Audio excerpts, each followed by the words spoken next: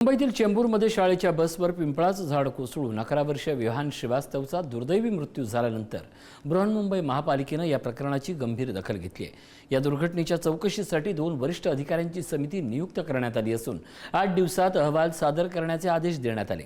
मात्र या दुर्घटनेनंतर अवघ्या काही तासात मुंबईतील विविध भागात पुन्हा झाडं कोसळल्याच्या घटना समोर आल्यानं पालिकेच्या वृक्ष व्यवस्थापनावरच प्रश्नचिन्ह निर्माण झालंय।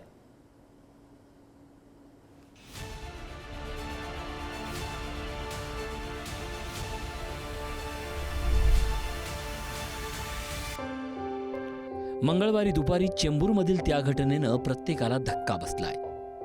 चेंबूर पश्चिमेतील डायमंड गार्डन जवळ धावत्या शाळेच्या बसवर मुळासकट उन्मळून पडलेल्या पिंपळाच्या झाडानं एका निष्पाप विद्यार्थ्याचा जीव घेतलाय। 11 वर्षीय विहान श्रीवास्तवचा उपचारादरम्यान मृत्यू झाला, तर अनेक विद्यार्थी जखमी झाले। या घटनेनंतर महापालिका आयुक्त अश्विनी भिडे यांनी तातडीनं चौकशी समिती नेमली। उपायुक्त पुरुषोत्तम बाळवदे आणि शशांक भोरे यांच्या समितीला 8 दिवसात अहवाल सादर करण्याचे आदेश देण्यात आले। 8 दिवसात चौकशी अहवाल, तज्ञांचा सल्ला घेणार समिती, भविष्यातील उपाययोजनांवर शिफारसी, धोकादायक झाडांचं पुनर्निरीक्षण। मूळ गोष्ट हीच आहे की रस्त्याची कामं जी झालेली आहेत आणि गेले 4 वर्ष आम्ही जे ओरडत आहोत सातत्याने की घोटाळेबाजांनी कामं केलेली आहेत, कॉन्ट्रॅक्टर बोगस आहेत किंवा मोठ्या नावाखालती भलत्याच लोकांनी कामं केलेली आहेत। पण जे मॉन्सून पूर्वीची कामं आहेत, मग त्याच्यात ट्रिमिंग असेल, कॉन्क्रीटनी पूर्ण मुळाच्या अवतीभोवती विळखा घातला नाही ना हे बघणं असेल, किंवा पाणी साचणार नाही हे बघणं असेल, हे सगळं सोडून जसं मी सांगितलं की मुंबईच्या महापौर ह्या बांगलादेशमध्ये काय चाललंय, ढाक्यामध्ये काय चाललंय त्याच्यावरच जास्ती लक्ष आहेत, मुंबईच्या कामाकडे नाहीये। मी मुंबई महानगरपालिकेच्या अधिकाऱ्यांना किती वेळ सांगितलंय सभागृहात, खरं म्हणजे आमचे पालकमंत्री आता नाही आहेत, आशिष शेलार साहेब, त्या हर मीटिंगमध्ये हा झाडांचा विषय येतोय। जी जुनी झाडं आहेत ती जुने झाडं सर्वे करून ती जुनी झाडं तोडायला पाहिजे। साहेब 2 मिनिटं बोलायला द्या, 2 मिनिटं बोलायला द्या। खरं म्हणजे जुनी झाडं आहेत ती चेंबूरमध्ये आमचं प्रदूषण एरिया, परंतु तिथे जर तुम्ही बिल्डरांनी एक अर्ज दिला तर ताबडतोब झाड कापायला जातात। परंतु आज लोकांचा जीव जातोय, ते जीव जात असताना जर या महानगरपालिकेचे अधिकारी काम करत नसेल तर त्यांच्यावरती ॲक्शन घ्यायला पाहिजे।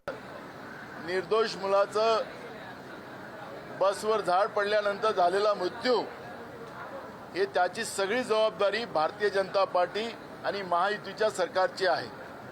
खरं तर यांच्यावर गुन्हे दाखल केले पाहिजेत। मग महानगरपालिकेचे अधिकारी असतील, तिथले पदाधिकारी असतील, राज्य सरकार असेल, यांच्यावर गुन्हे दाखल केले पाहिजे।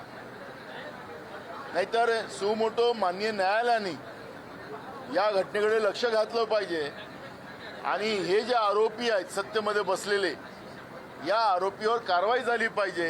विधानसभेमध्ये ही भूमिका मांडायला आम्ही जातो, अध्यक्ष सरकारची बाजू घेताना पाहिली जाते, लोकांच्या जीवितीचं काही घेणं देणं नाही, अशी परिस्थिती आज आपल्याला महाराष्ट्रामध्ये पाहायला मिळत आहे। महापालिकेच्या प्राथमिक माहितीनुसार दुर्घटनाग्रस्त पिंपळाचं झाड सुमारे 60 ते 70 वर्ष जुनं होतं। या झाडाबाबत कोणतीही अधिकृत तक्रार यापूर्वी प्राप्त झाली नव्हती। 12 मे रोजी त्याचं सर्वेक्षण करण्यात आलं होतं, तर 29 मे रोजी पावसाळ्यापूर्वी छाटणी करण्यात आली होती आणि त्यावेळी झाड सुरक्षित असल्याची नोंद करण्यात आली। मात्र एवढ्या तपासणीनंतरही झाड मुळासकट कोसळल्यानं संपूर्ण यंत्रणेवर प्रश्न उपस्थित होत आहेत। दरम्यान महापालिकेच्या उद्यान विभागानं यापूर्वीच रस्ते विभागाला लेखी इशारा दिल्याची माहिती समोर आली आहे। रस्ते आणि पावसाळी गटारांच्या कामादरम्यान झाडांच्या मुळाजवळ होणाऱ्या उत्खननामुळे झाडांची पकड कमकुवत होत असल्याचा इशारा 2 वेळा देण्यात आला होता। मुसळधार पाऊस आणि जोरदार वाऱ्यात अशी झाडं कोसळण्याचा धोका वाढत असल्याचंही या पत्रात नमूद करण्यात आलं होतं। चेंबूर दुर्घटनेनंतरही मुंबईत झाडं कोसळण्याचं सत्र सुरूच राहिलं। जोगेश्वरी पश्चिमेत AC रोडवर झाड कोसळून टेम्पो आणि 20 मीटर बॉक्सचं नुकसान झालं। मरीन ड्राईव्हवर एक झाड मुळासकट कोसळलं। मरोळमध्ये मोठी झाडं कोसळून 5 आलिशान गाड्यांचं नुकसान झालं, तर 1 जण जखमी झाला। कल्याण डोंबिवली परिसरातही मुसळधार पावसामुळे 18हून अधिक झाडं कोसळून अनेक वाहनांचं नुकसान झालं। तर माझं लक्ष त्या संरक्षण भिंतीकडे एवढ्यासाठी गेलं कारण ती संरक्षण भिंत बिल्डिंगपासून ती त्यांच्या ह्याच्याप्रमाणे बांधली असेल, पण त्या झाडाला कुठेच जागा राहिली नाही, म्हणजे ते झाड नक्कीच कमकुवत झालं असेल। आणि अशा पद्धतीने ते झाड ते आज जे कोसळले ते शेवटी एवढ्या मोठ्या पावसात आणि त्या वाऱ्यामध्ये ते कोसळले. मी मुंबई महानगरपालिकेच्या पूर्ण अधिकाऱ्यांना, भिडे मॅडमना पण बोलणार आहे की बिल्डिंग प्रपोजलमध्ये जर असे तुम्ही प्लॅन सँक्शन करता, त्याला लागून असलेल्या त्या साईडच्या आतमध्ये असलेली झाडं, तुमचं बिल्डिंग कंप्लीट झाल्यानंतर जेव्हा तुम्ही संरक्षण वॉल उभी करता त्याला लागून असलेली झाडं, ह्याचं सगळ्याचं सर्वेक्षण आता मी घ्यायला सुरुवात केली. 2023 687 झाडं कोसळली. 2024 653 झाडं कोसळली. 2025 855 झाडं कोसळली.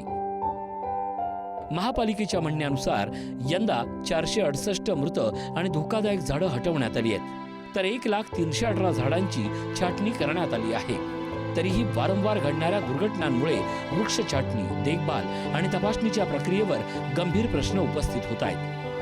हा जो प्रकार आहे याचं फक्त एकच उत्तर आहे की प्रशासनात आलेली विकलांगता.